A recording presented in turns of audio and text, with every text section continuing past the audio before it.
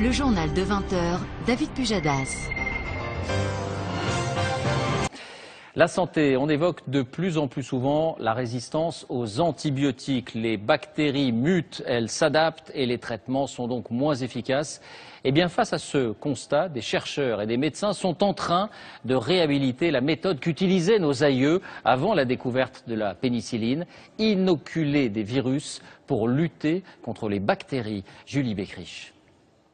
C'était son tibia gauche, rongé par un staphylocoque doré, une maladie contractée après un accident de moto sur laquelle les antibiotiques n'avaient plus d'effet. Alors Serge Fortuna a décidé de faire le voyage en Géorgie pour tester une autre méthode. Tout m'a appelé, voilà, tout est refermé, ça coule plus, cette petite croûte devrait partir. C'est la phagothérapie qui l'a soigné, une méthode qui s'appuie sur les phages, des virus mangeurs de bactéries que l'on trouve dans les lacs, les rivières ou les eaux usées.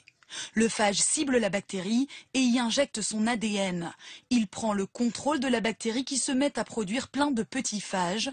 En se démultipliant, ils finissent par détruire la cible. La méthode n'est pas nouvelle, elle a été utilisée en France à partir de 1920, puis balayée par la révolution des antibiotiques dans les années 40.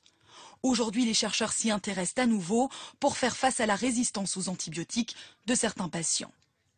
Les effets secondaires sont totalement nuls.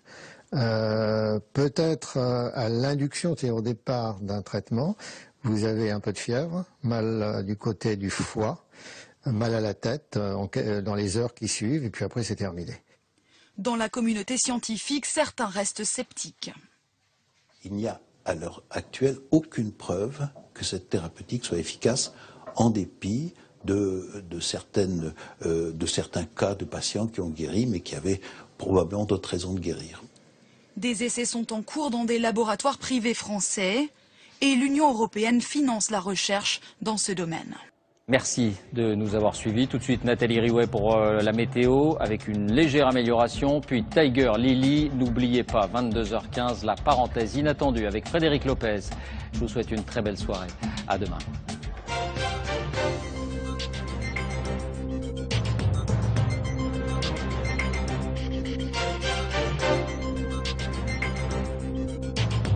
Toute l'info en continu sur le site et l'application France TV Info.